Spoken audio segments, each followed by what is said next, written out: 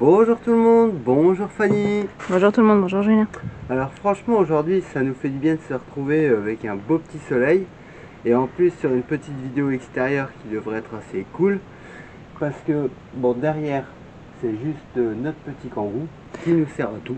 Alors le Kangoo on en avait déjà parlé il y a quelques temps, on disait qu'on avait fait un extérieur Kangoo 4x4. Pour l'instant l'esthétique on va le mettre un peu de côté puisqu'on a eu un Kangoo banque de pièces qui a plusieurs options, donc on va les réinstaller à l'intérieur. Tout à fait. Et en même temps, bon, on en avait déjà eu un autre comme ça, un Kangoo de cette couleur-là pour les éléments de carrosserie. Parce que les rouges là-dessus, il y a plusieurs nuances et c'est un peu galère à trouver. Donc rouge vif surtout, hein, bien sûr. Donc là, en fait, ce qu'on va faire. En notre Kangoo, on avait déjà les vitres électriques, tout était pré-câblé pour même mettre les rétroélectriques. Bon, les rétroélectriques, on les a rajoutés parce qu'on a eu la chance, ils y étaient sur celui-ci, ça fonctionne. Oui. Mais vu que notre faisceau était coupé un petit peu partout et qu'on avait dû le réparer, alors que celui-ci, il est intact et beaucoup plus complet que le nôtre, ce qu'on va faire, c'est qu'on va réinstaller le faisceau de celui-ci dans notre Kangoo. Celui-ci. Nous n'avions plus de centralisation. Donc on avait acheté le Kangoo comme ça, il n'y avait pas de centralisation parce que c'était une clé qui avait été refaite, c'était pas une clé d'origine. Oui. Donc celui-ci, donc comme on disait, faisceau intact et donc centralisation. Donc c'est pour ça qu'on va réinstaller le faisceau complet pour pouvoir réinstaller la centralisation sur le nôtre. Comme ça on aura la centralisation à la télécommande, c'est-à-dire à la clé. Voilà. On a aussi une autre option qu'on va rajouter sur le nôtre, c'est-à-dire la direction assistée. Que tu as de ton côté. Voilà. Alors autant le système de clim on va le laisser sur celui-ci, mais l'ADA on le récupère. Tout à fait. Franchement, bon, quoi qu'elle n'est pas vraiment dure, mais c'est plus qu'appréciable d'avoir une direction assistée. Ça dépend pour qui, hein. Ouais, on va dire ça, mais bon, ça va encore, il y a eu pire. Crois-moi, t'as pas eu les tout premiers utilitaires sans direction assistée, crois-moi que là, c'est galère. Ouais, non, c'est vrai, ça j'ai pas connu, mais bon, on va là, dire après, que là... tu te fais les biceps... Maintenant on a la direction assistée qui existe, alors autant en profiter, si on peut la récupérer et la réinstaller, c'est génial. Sachant qu'en plus que le Kangoo est très utile, on peut l'utiliser comme un véhicule de tous les jours. Ça peut s'arrêter à des simples courses, comme ça peut nous dépanner pour remplacer les camions, parce que quand on doit faire des voyages et qu'il n'y a pas beaucoup de choses à transporter, au lieu de sortir le gros camion, on se prend le Kangoo et ça va aussi bien. Et surtout également pour la chaîne, quand il faut qu'on va chercher un intérieur ou quoi, c'est nettement mieux de prendre le Kangoo que prendre l'utilitaire ou même voir la Laguna Break ou autre. Donc c'est très pratique et en même temps c'est un petit moteur essence qui tourne en 50-50, moitié éthanol, moitié 95. Donc c'est quand même assez rentable et c'est quand même assez économique. Ce qui est bien aussi avec le Kangoo, c'est qu'au niveau des freins mécaniques, il n'y a pas grand chose parce que c'est quasiment les mêmes pièces que les Clio 1 ou Mégane, certaines pièces Mégane. Clio 2, Mégane, pour beaucoup de choses mécaniques, c'est ça en fait. Donc en gros, moindre frais. Donc, chers collègues, aujourd'hui ce qu'on va voir dans notre vidéo, première chose, démontage du tableau de bord Kangoo MK1. Bon, alors tout d'abord, il va falloir qu'on se munisse d'outils pour démonter le tableau de bord. Alors, ici, on a donc le clé à cliquer avec la douille de 13. Ici, on a un petit tournevis plat, c'est toujours bien utile quand il faut déclipser les prises ou autre.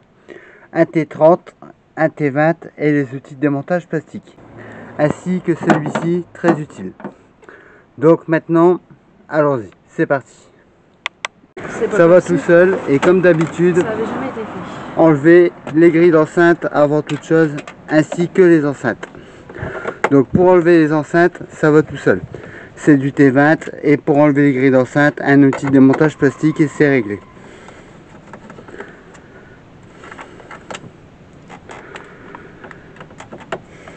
Démontage du pupitre. Alors le pupitre, toujours pareil, un outil de démontage plastique et c'est pareil. En dessous, voilà. Alors comme on peut le voir ici à l'arrière, notre faisceau il était déjà pré-câblé à ça parce qu'il y avait déjà toutes les prises. Bon, ensuite, là, on va démonter le cache qui se trouve en dessous, qui se démonte avec du T20. Tout simplement, il y a 3 vis devant et 2 sur le côté. 2 vis devant.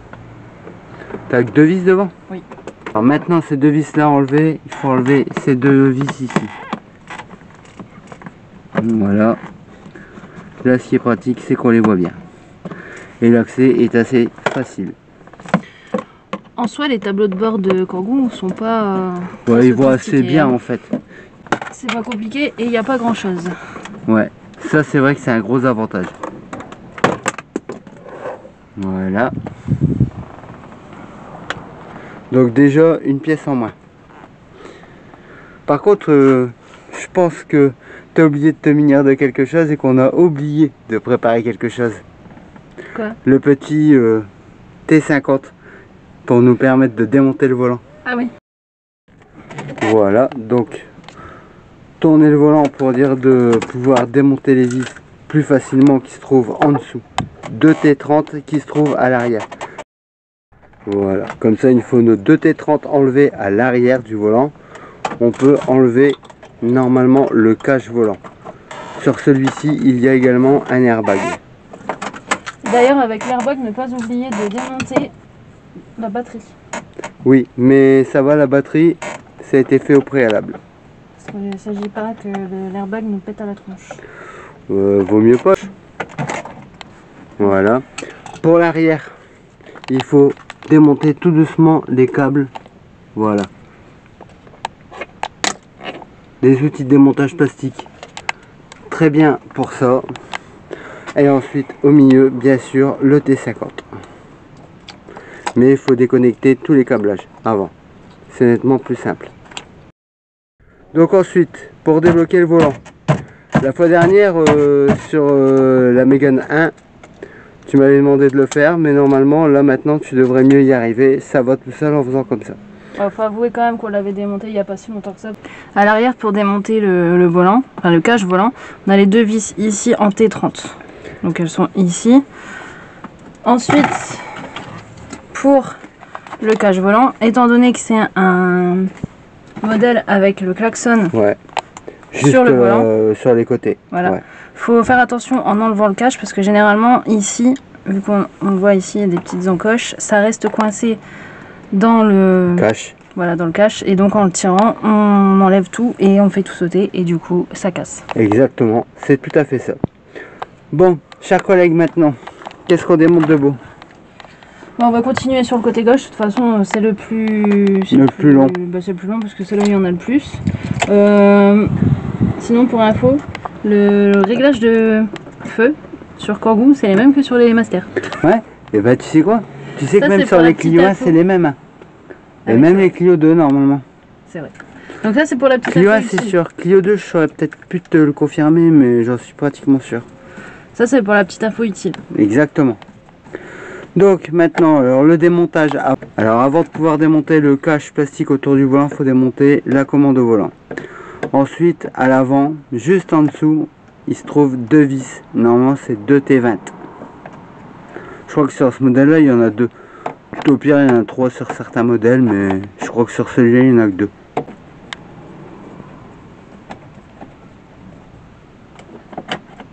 Voilà, comme ça c'est la partie supérieure qui s'en va. Et une fois que ça sera desserré complètement, on pourra enlever la partie inférieure.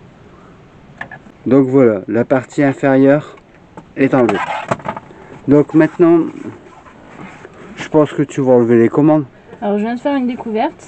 Oui. C'est pas nous. C'était déjà comme ça. Mais au niveau des commodos, bah, c'est tenu que sur une vis quoi au final. Parce que celle-là n'a pas été revise, celle-là non plus. Bon, pour le... Ouais, sur mais le il manquait Kangoo, des pièces. Hein. Ouais, sur le Kangoo, pour enlever séparer le commodo de la piste, le contacteur tournant. Pour avoir la deuxième vis du commodo, faut enlever la graffe. Parce qu'elle se trouve juste en dessous en fait. Ouais, et si on le sait pas, comme on a eu le tour hier. Bon, hier c'est parce qu'on s'en rappelait plus, on cherchait après, puis on s'est dit, ah ouais c'est vrai, juste derrière cette pièce. Bon, nous en soi c'est pas intéressant pour nous aujourd'hui puisque on va enlever le bloc complet, on remettra quand même les vis qui manquent sur les commodos. Puis on pourra même récupérer celui-là d'ailleurs. Ouais.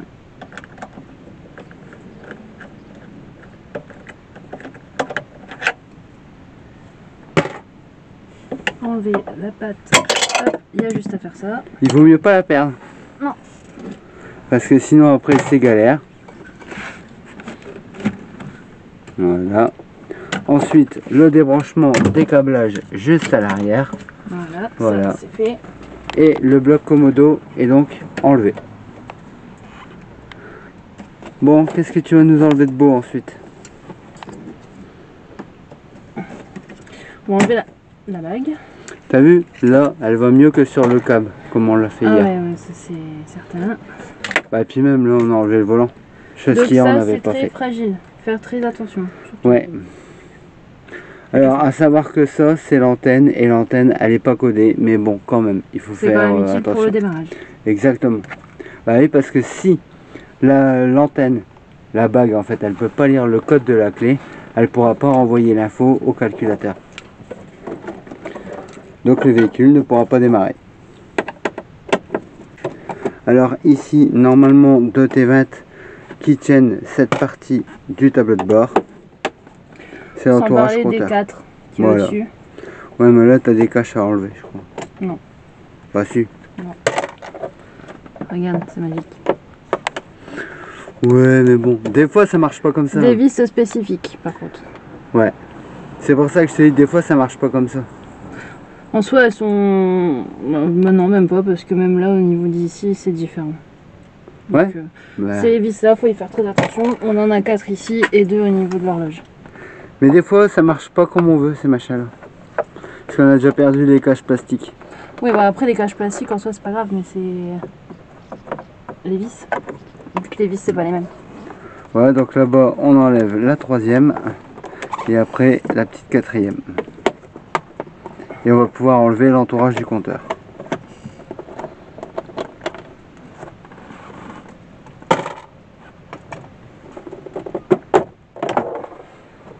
On a accès au compteur. Le compteur, lui, tient avec 2 vis ou 3 vis selon les modèles. Mais normalement... nous, c'est 4.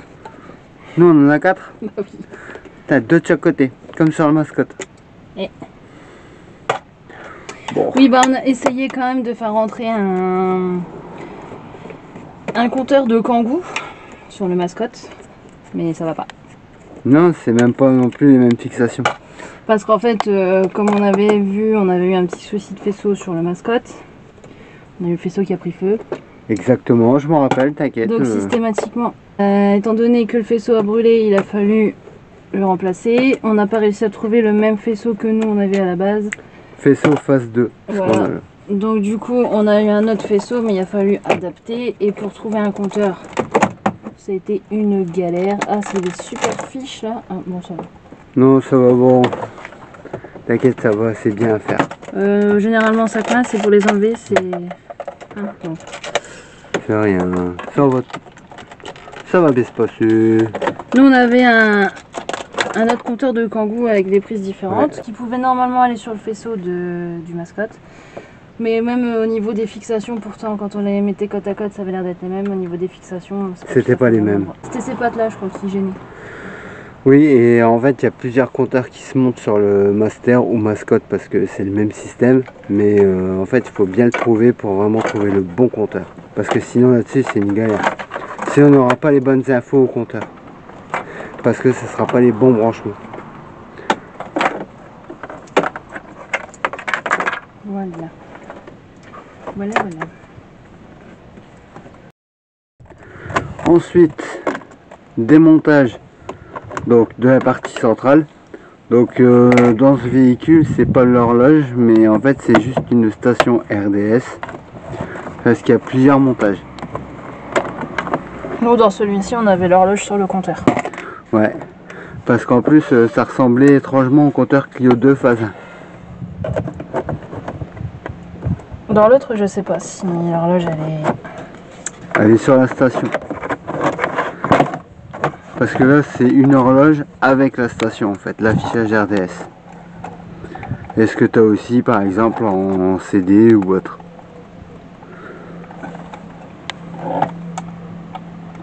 C'est des faisceaux différents.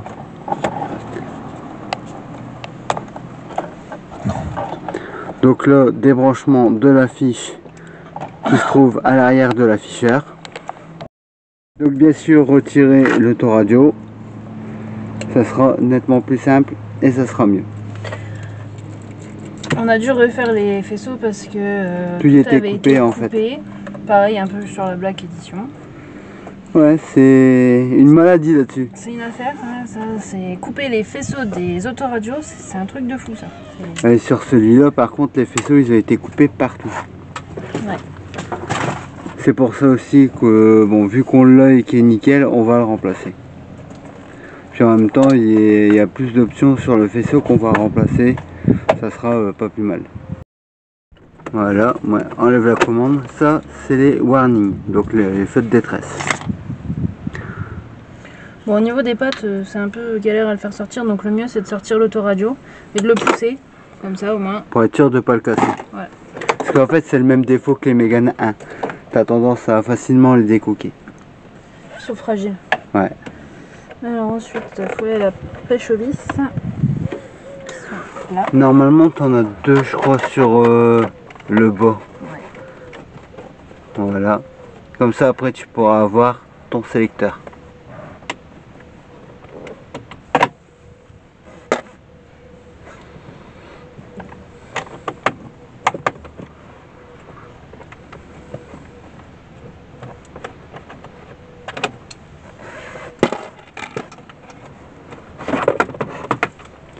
En fait, le démontage du tableau de bord sur les Kangoo MK1 est relativement simple en fait. Il suffit juste d'y aller méthodiquement, c'est comme tout. Enfin après, c'est pas un tableau de bord qui est très chargé non plus. Hein. Non, ça c'est sûr. Et pour les vis, elles se sont pas pris la tête, des T20, tous de petite taille. Comme ça, pas de problème. Voilà. Les seules vis qui diffèrent, c'est les vis qu'il y a autour de l'horloge et autour du compteur. Tout ce qui est visible.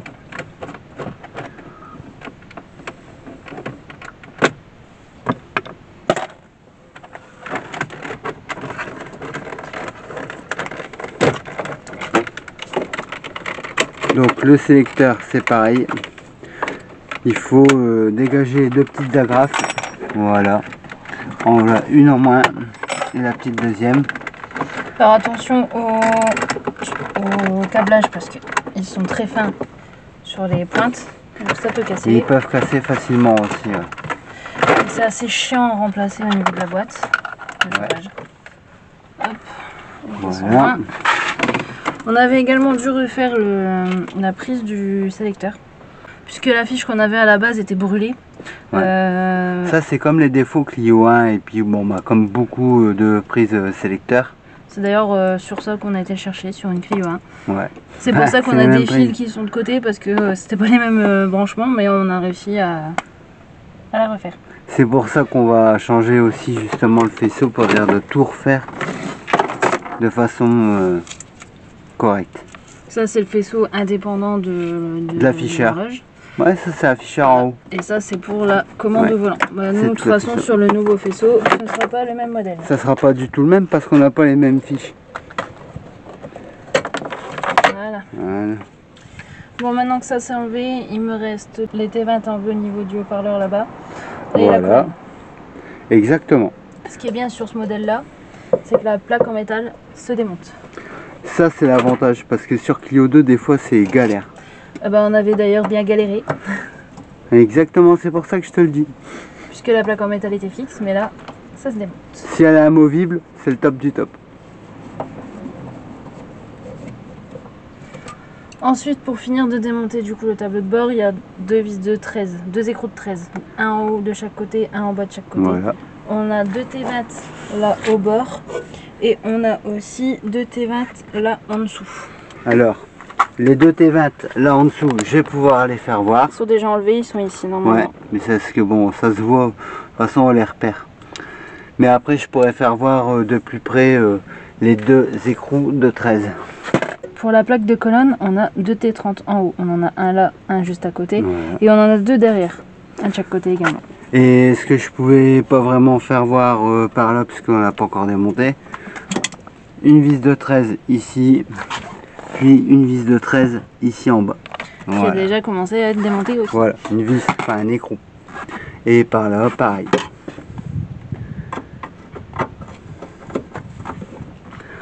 là, c'est démontage donc de la colonne.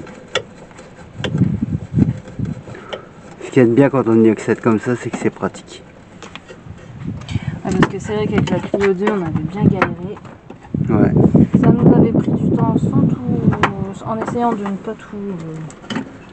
Je crois que Clio 2 phase 2 c'est plus galère que la Clio 2 phase 1 ou vice versa. Je sais plus, mais je sais que... Il y en a une des deux, c'est la galère. Je sais qu'on avait bien galéré, donc là pour le coup c'était sur la base. Voilà.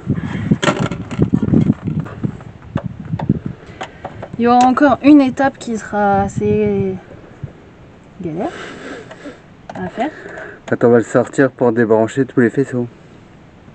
Oui, non, mais je pensais même pas à ça. Des passe-fils. Même pas, tu vois. Je pensais juste à la prise jag et à la platine de fusible. Oui, à faire sortir. La prise jag, je le ferai voir.